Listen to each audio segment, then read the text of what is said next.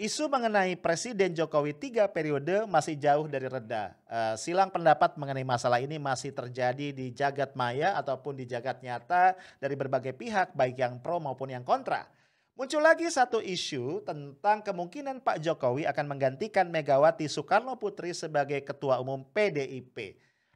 Ide yang menarik, namun kita nanti akan lihat apakah Ibu Mega rela menyerahkan kepemimpinan Partai Merah ini kepada orang di luar terah Soekarno.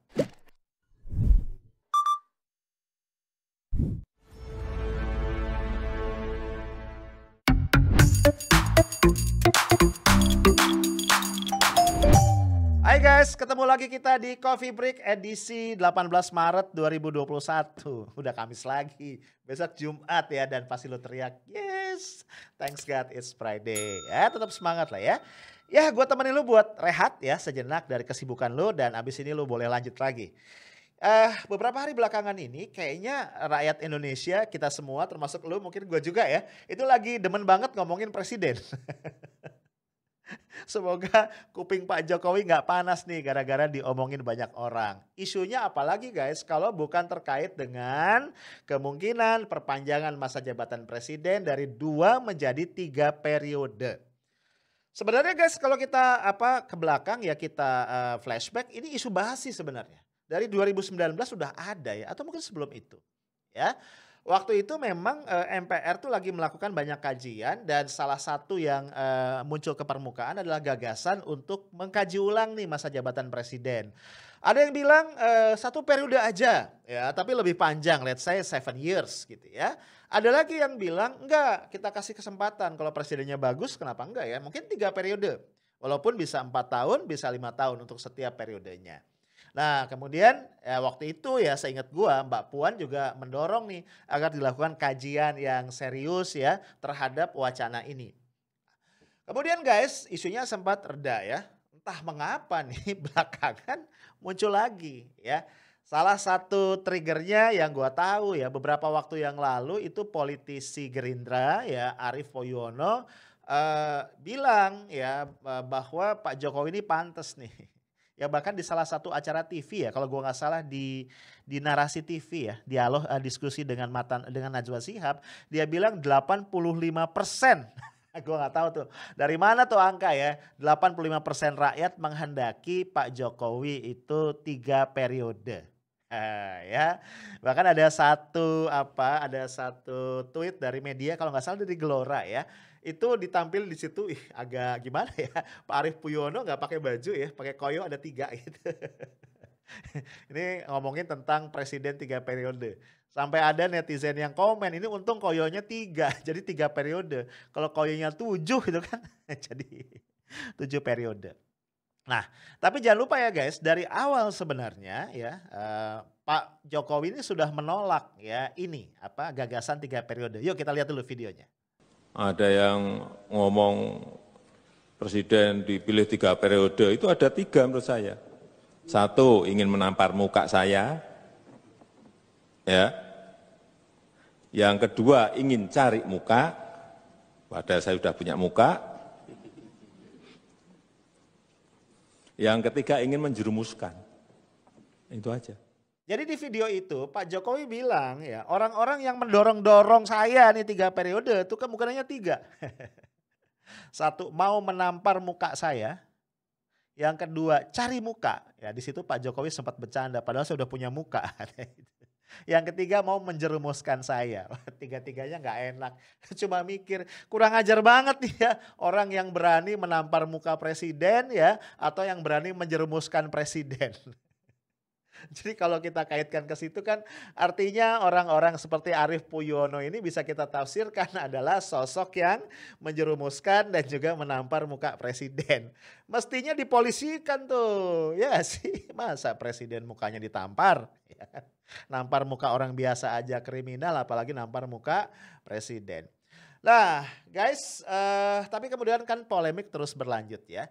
Belakangan Pak Amin Rais ya, yang kita tahu adalah sosok yang dulu dikenal sebagai Bapak Reformasi, tokoh ini pula yang membidani lahirnya PAN, dan kemudian ketika berselisih paham dengan besannya ya, Zulhas kemudian mendirikan Partai Umat ya.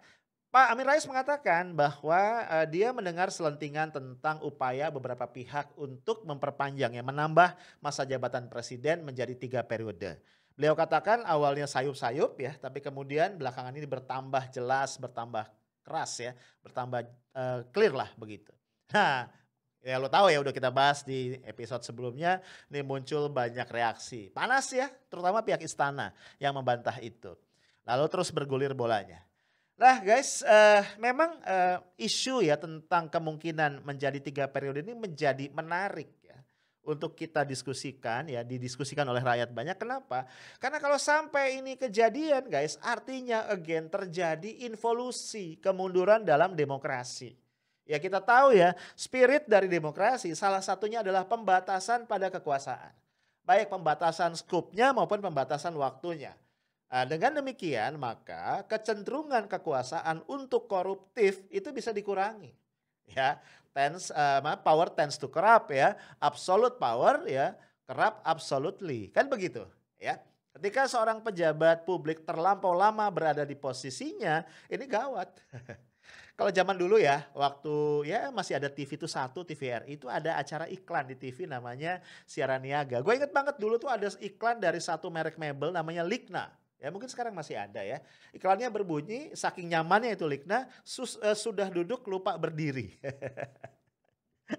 Ya jangan sampai ya pejabat publik kita kelamaan di satu posisi kemudian jadi lupa berdiri karena kenyamanan di situ. Nah tentu ini tidak dikehendaki dalam satu demokrasi yang sehat. Sehingga munculnya wacana-wacana presiden 3 periode ini harus kita hindari. Ya walaupun Pak Jokowi berkali-kali membantah dalam banyak kesempatan, tapi kita tidak bisa menutup mata bahwa ada pihak-pihak yang sudah mulai bergerilya. Ya lu lihat nih ya, beberapa spanduk ya dukungan agar MPR memang melakukan amandemen yang memungkinkan presiden 3 periode itu muncul di situ. Jadi kan kita tidak pernah percaya kebetulan ya, lu tahu kan gua paling nggak pernah percaya kebetulan. Ketika spanduk-spanduk itu muncul kan nggak tiba-tiba muncul kan, pasti ada kan bohirnya kan, ini siapa nih aktor intelektual di balik kemunculan spanduk-spanduk ini. Nah gua khawatir nih hari ini spanduk nih bro ya, besok-besok nih akan muncul survei ya, kita tahu lah ya sebagian nggak semua dari lembaga-lembaga survei itu memang terafiliasi ya dengan kelompok-kelompok tertentu, dengan aktor-aktor politik tertentu. Kan berabe kalau besok-besok kemudian muncul survei yang mengatakan bahwa rakyat ya sekian puluh persen mendukung jabatan presiden 3 periode. Waduh. Ya tadi tuh Arief Puyono kan dalam dialog dengan Najwa Shihab udah bilang 85% kan. Ya besok-besok kan muncul tuh ya dari beberapa tukang survei. Nah nanti bergulir tuh ya akhirnya politisi-politisi nih ya yang mungkin ada di koalisi pemerintah akan mengatakan ya memang begitulah suara rakyat. Dan in the end of the day ya kita mungkin akan mendengar Pak Jokowi mengatakan ya kalau sudah suara rakyat apa boleh buat. Nah itu yang harus kita kawal. Nah guys tapi ini ada satu perkembangan menarik ya kalau kita bicara tentang Pak Jokowi. Ini kalau gue lihat ada satu lagi nih fenomena menarik ya. Kan orang bertanya-tanya, katakan ya wacana 3 periode itu tidak terjadi. Berarti Pak Jokowi akan mengakhiri masa kepemimpinannya sebagai presiden itu di tahun 2024. Pertanyaannya setelah itu Pak Jokowi akan ngapain? Ya kan ya, masa ia balik ke Solo kan dan melanjutkan bisnis mebelnya kan nggak mungkin ya. Karena Pak Jokowi sudah terlanjur menjadi sosok politisi yang bermain dalam percaturan politik Indonesia. Nah nggak tahu ya, tapi gue cukup punya keyakinan sekali seorang itu menjadi politisi kayaknya agak susah berhenti deh. Karena politisi itu berkaitan dengan kekuasaan berkaitan juga dengan akses terhadap sumber daya atau resources. Dan kalau sudah demikian kayaknya agak nagih. Ya apalagi ya ini kalau kita berpikir spekulatif, boleh kan ya. Saat ini ada 2 anggota keluarga inti dari Pak Jokowi yang itu juga sedang mulai pentas nih di dunia politik. Yaitu Mas Gibran Rakabuming Raka jadi wali kota Solo dan satu lagi adalah Bang Bobi ya yang menjadi wali kota Medan. Ya tentu saja kalau kita berpikir rasional ya tidak mungkin lah mereka mau berhenti sampai di situ. Karena sudah kadung terjun sudah terlanjur basah ya gak sih? Ya wajar saja kalau mereka ingin melangkah jauh lagi ya lebih lanjut ya ke level-level yang lebih tinggi. Ya isu-isunya kan Mas Gibran mau didorong ikut track dari bapaknya menjadi gubernur DKI dan setelah itu kita nggak tahu ya jadi apa ya. Kemudian mungkin Bang Bobi jadi atau mungkin gubernur Sumatera Utara mungkin ya, walau alam. Nah, guys tentu saja dengan kondisi seperti itu ada kepentingan wajar ya, gue bilang wajar kalau Pak Jokowi nanti merasa punya kepentingan untuk tetap hadir di dalam konstelasi politik Indonesia.